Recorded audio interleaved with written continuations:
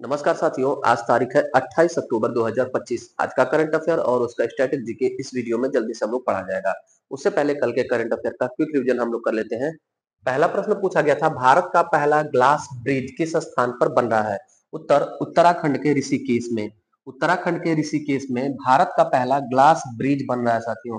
Glass bridge जो कि लक्ष्मण झूला के स्थान पर बन रहा है। दूसरा प्रश्न पूछा गया था, डेलॉइट इंडिया रिपोर्ट के अनुसार भारत की अर्थव्यवस्था 2025-26 की वृद्धि दर अनुमानित है। उत्तर सी 6.9%। तीसरा प्रश्न पूछा गया था, एक दिवसीय मैचों में सर्वाधिक रन बनाने वाले तीसरे भारतीय क्रिकेटर बने। तीसरे भारतीय क्रिकेटर रोहित शर्मा बने और फर्स्ट पर है सचिन तेंदुलकर, सेकंड पर है विराट कोहली। चौथा प्रश्न पूछा गया था, 24 अक्टूबर 2025 को क्वीन मदर सिरिकत का निधन हो गया। जिनका संबंध है ये सिरिकत जो महारानी थी, इनका डेथ हो गया। ये थाईलैंड देश की महारानी थी। पांचवा प्रश्न पूछा गया था, चर्चा में रही पुस्तक द बर्निंग अर्थ के लेखक। उत्तर सुनील अमृत। इनकी पुस्तक है द बर्निंग अर्थ। छठा प्रश्न पूछा गया था, 24 अक्टूबर से 30 अक्टूबर तक निरस्त्रीकरण सप्ताह किस उपलक्ष्य में मनाया जाता है? उत्तर होगा यूएनओ संयुक्त राष्ट्र संघ की स्थापना की वर्षगांठ पर। सातवां प्रश्न पूछा गया था, 17 अक्टूबर 2025 को भारत का विदेशी मुद्रा भंडारण कितना रहा? उत्तर 702 अरब डॉलर 17 अक्टूबर 2025 तक। आठवां प्रश्न पूछा गया है, नासा ने पृथ्वी का अस्थायी चंद्रमा दूसरा चंद्रमा उपग्रह खोजा जिसका नाम है? उत्तर बी 2025 PN7। ये था साथियों कल के करंट अफेयर का क्विक रिवीजन। अब पढ़ते हैं आज का करंट अफेयर। पहला प्रश्न पूछा गया है, आसियान का 11वां सदस्य कौन सा देश बना? उत्तर होगा east Timor. East Timor ASEAN का 11वां सदस्य बन गया, नवीनतम सदस्य बन गया। यानी कि टोटल पहले आसियान में 10 देश थे, अब 11 सदस्य देश हो गए। देखिएगा आसियान का स्ट्रेटेजी के, आसियान की स्थापना होती है 1967 में, 1967 में बैंकॉक घोषणा पत्र से इसकी स्थापना होती है। इसका हेडक्वार्टर है इंडोनेशिया के जकार्ता में। इसके वर्तमान में अध्यक्ष है अनवर इब्राहिम जो मलेशिया देश से हैं। सदस्य कौन कौन से देश हैं परीक्षा में पूछा जाता है अक्सर। Indonesia, Malaysia, Philippines, Singapore, Thailand, Brunei, Vietnam, Myanmar, Laos, Cambodia, east Timor. ये 11 सदस्य देश आसियान के हैं। ईस्ट तिमोर जो अभी हाल ही में सदस्य बना, इसके बारे में देखिएगा। ईस्ट तिमोर की राजधानी है दिल्ली, DILI, दिल्ली राजधानी है। इसकी मुद्रा है US डॉलर और यहाँ के प्राइम मिनिस्टर प्रधानमंत्री हैं राला जनाना। राला जनाना। दूसरा प्रश्न पूछा गया है, हार्बिंगर 2025 इनोवेशन फॉर ट्रांसफॉर्मेशन का आधिकारिक रूप से शुभारंभ किया। किसने शुभारंभ किया? इसी में नाम छिपा साथियों, RBI। हार्बिंगर 2025 RBI ने शुरू किया। इनोवेशन के लिए, नवाचार को बढ़ावा देने के लिए RBI ने शुरू किया। क्या है देखिएगा, 2021 में यह शुरू होता है। एक हैकाथॉन है, ये प्रमुख नवाचार इनिशिएटिव पहल है। चौथे क्रम का ये है। 2021 से लगातार नहीं हुआ, एक साल गैप हुआ है। 2021 में पहला हुआ है और 2025 में चौथा हो रहा है। 23 अक्टूबर से यह शुरू हुआ है और 31 अक्टूबर तक चलेगा साथियों। इसका थीम क्या था इस बार? Secure banking powered by identity, integrity and inclusivity. ये इस वर्ष का थीम था। अच्छा, क्यों ये हो रहा है? तो डिजिटल बैंकिंग को मजबूत, विश्वसनीय और पारदर्शी बनाने हेतु ये चौथा ग्लोबल हैकाथॉन है। ये एक हैकाथॉन है। हैकाथॉन का मतलब होता है हैकिंग प्लस मैराथन। दुनिया भर के, देश भर के जो भी एथिकल हैकर हैं वो लोग शामिल हो और अपने दिमागी उपज से नवीन नवीन एक थॉट दे, सॉफ्टवेयर दे, जिससे हमारे आरबीआई और हमारे देश को मजबूती प्रदान मिले और कोई हमारे सॉफ्टवेयर को, आरबीआई के डेटा को लीक न कर पाए, हैक न कर पाए। जितने भी इथिकल हैकर हैं सब आकर के एक इनोवेटिव विचार दें। तीसरा प्रश्न पूछा गया है, सरकार ने केंद्रीय कर्मचारियों के लिए किस निवेश विकल्प का विस्तार किया? उत्तर LC75 और BLC। इसका मतलब ए और बी दोनों, ये दो निवेश विकल्प है जो केंद्रीय कर्मचारी हैं उनके लिए शुरू किया गया है केंद्र सरकार के द्वारा। LC75 और BLC है क्या? केंद्र सरकार ने NPS नेशनल पेंशन स्कीम और UPS यूनिफाइड पेंशन स्कीम के तहत लाइफ साइकिल 75 और बैलेंस लाइफ साइकिल BLC निवेश विकल्प को मंजूरी दिया है। जैसा साथियों 2004-5 में जो पुरानी पेंशन थी OPS जिसे कहा जाता है, वो OPS बंद हो गया था। उसके स्थान पर नेशनल पेंशन स्कीम सेवा शुरू हुआ, जिसके बाद हमारे देश में जो केंद्रीय कर्मचारी, राज्य कर्मचारियों के संगठन के द्वारा आंदोलन किया जा रहा है, तब से लगातार आंदोलन किया जा रहा है। तो सरकार ने इसके स्थान पर एक नया विकल्प UPS दिया। उसके बावजूद भी केंद्रीय कर्मचारी, राज्य कर्मचारी धरना प्रदर्शन आंदोलन दे रहे हैं। कि ये पुराना पेंशन चाहिए, तो पुनः से सरकार ने दो नए विकल्प दिए हैं, बीएलसी और एलसी 75।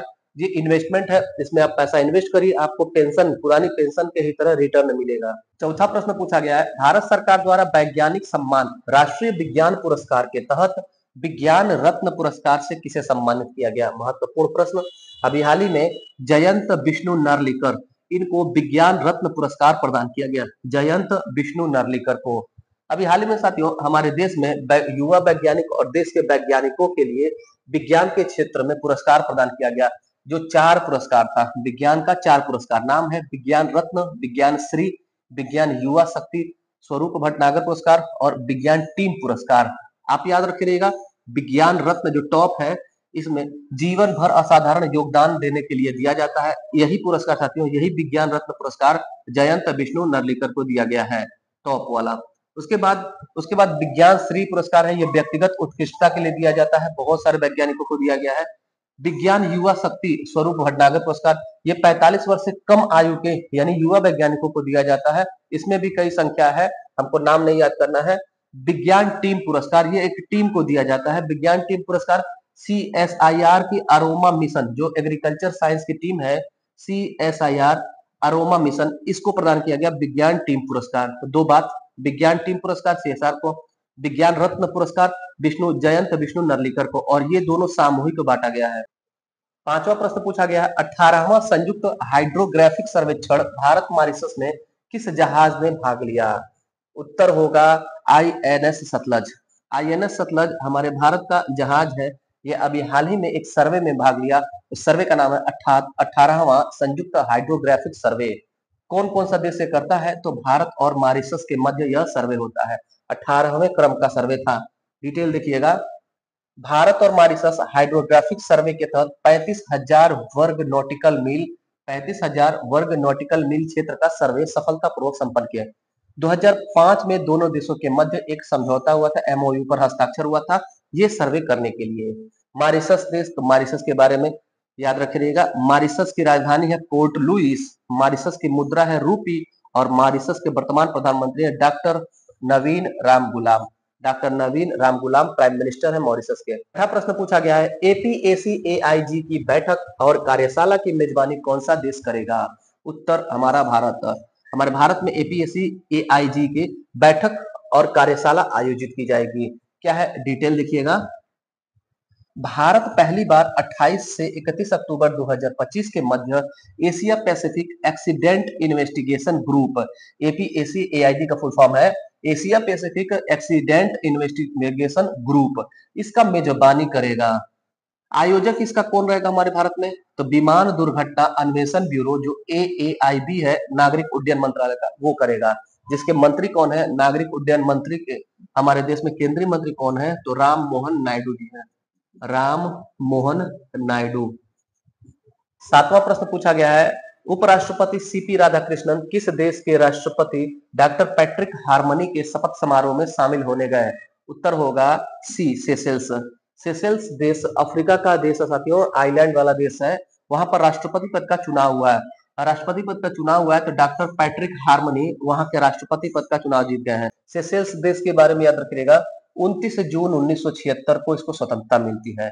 सेशेल्स कब स्वतंत्र हुआ? 29 जून 1976 को। ब्रिटेन से स्वतंत्र हुआ, ब्रिटेन, और ब्रिटेन से पहले फ्रांस ने इस पर शासन किया था, सेशेल्स पर फ्रांस, और फ्रांस के बाद ब्रिटेन ने। 1976 से भारत और सेशेल्स राजनयिक संबंध स्थापित होते हैं। जब ये स्वतंत्र हुआ उसी वर्ष से भारत और सेशेल्स राजनयिक संबंध स्थापित होते हैं। इसकी राजधानी है विक्टोरिया, सेशेल्स की राजधानी है विक्टोरिया। इसकी मुद्रा है रुपया।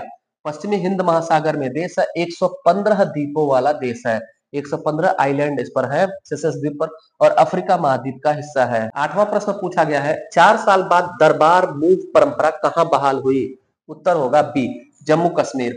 जम्मू कश्मीर राज्य की राजधानी साथियों श्रीनगर, लेकिन हम लोगों ने बचपन से ही पढ़ा है कि जम्मू कश्मीर की दूसरी राजधानी या जम्मू कश्मीर की शीतकालीन राजधानी जम्मू है। जब श्रीनगर में बहुत ज्यादा ठंड पड़ती है तो ठंडी में शीतकाल में उसकी राजधानी जम्मू चली जाती है, राजधानी मूव हो जाता है, सचिवालय मूव हो जाता है। यह परंपरा था, बहुत पहले से परंपरा था, लेकिन 2021 में इसे बंद कर दिया गया था। 2021 में बंद कर दिया गया था, पुनः से ये बहाल हो गया। देखिएगा, जम्मू कश्मीर की राजधानी और सचिवालय हर 6 महीने में श्रीनगर और जम्मू स्थानांतरित होती थी। मतलब सामान्यतः श्रीनगर, और जब ठंडी ज्यादा पड़ेगी शीतकालीन राजधानी जम्मू शहर हो जाती थी। 2021 से यह परंपरा बंद कर दी गई कि एक ही जगह रहेगा। अब इसे पुनः बहाल कर दिया गया। जो 4 साल पहले बंद किया गया था मूव वाला परंपरा, उसको पुनः बहाल कर दिया गया। पुनः से दोनों जगह राजधानी रहेगी। ये शुरुआत कब हुआ था इतिहास में, तो याद रखिएगा 1872 ईस्वी में। 1872 ईस्वी में महाराजा गुलाब सिंह थे, जम्मू कश्मीर के महाराजा गुलाब सिंह, उन्होंने यह परंपरा शुरू किया। तो जो हमारे पुरखे, जो हमारे पूर्वज अपने अनुभवों से एक परंपरा की शुरुआत कर दी है, वो गलत नहीं होता साथियों। हर चीज गलत नहीं होता है जो पहले से हम लोग करते चले आए हैं। जो हम लोग प्रकृति से अपने अनुभवों से कर रहे थे वो अच्छा था, लेकिन वर्तमान में 2021 में उस पर रोक लगा दिया गया। नहीं, अब हम लोग 12 महीना यहीं पर रहेंगे। पुनः से डिसीजन वापस लेना पड़ा जब ठंडी ज्यादा पड़ी तो। 9वां प्रश्न पूछा गया है, दक्षिणी पूर्वी बंगाल की खाड़ी में उठ रहे चक्रवात मोन्था का नामकरण किस देश ने किया? उत्तर होगा सी, थाईलैंड। थाईलैंड देश ने मोन्था नामक चक्रवात का नामकरण किया। कोई भी चक्रवात बंगाल की खाड़ी, हिंद महासागर, अरब सागर में या कहीं भी उठता है तो उसका नामकरण की जिम्मेदारी जो भी देश उसके तट पर होते हैं क्रमशः उनको दिया जाता था। इस बार जो चक्रवात आया इसका नामकरण मोन्था थाईलैंड ने किया है। साथियों, आज सुबह आपने अपने क्षेत्र में बारिश देखा होगा। हम लोग के क्षेत्र में बारिश हुई है आज 28 अक्टूबर को सुबह में, वो इसी का कारण था। क्या था डिटेल देखिएगा।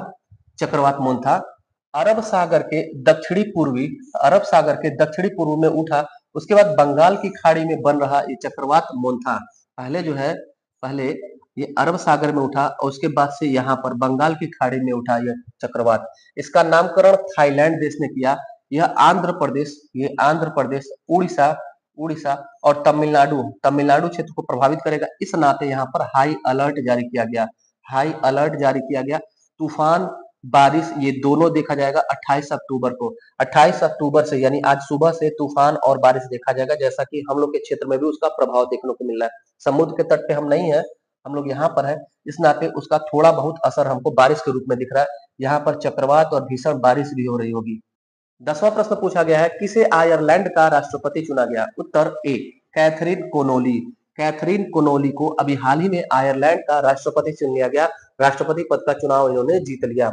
आयरलैंड, देखिएगा डिटेल साथियों। पहले आयरलैंड को देखते हैं। आयरलैंड की राजधानी है डबलिन और आयरलैंड ब्रिटिश द्वीप समूह का एक देश है।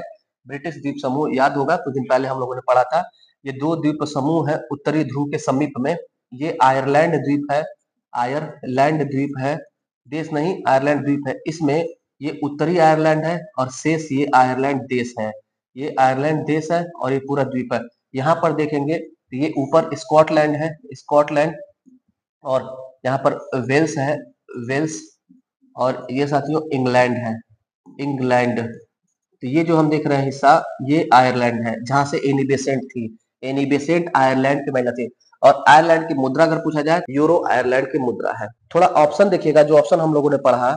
ऑप्शन था अलेक्जेंडर लुकाशेंको, ये बेलारूस के राष्ट्रपति बने हैं।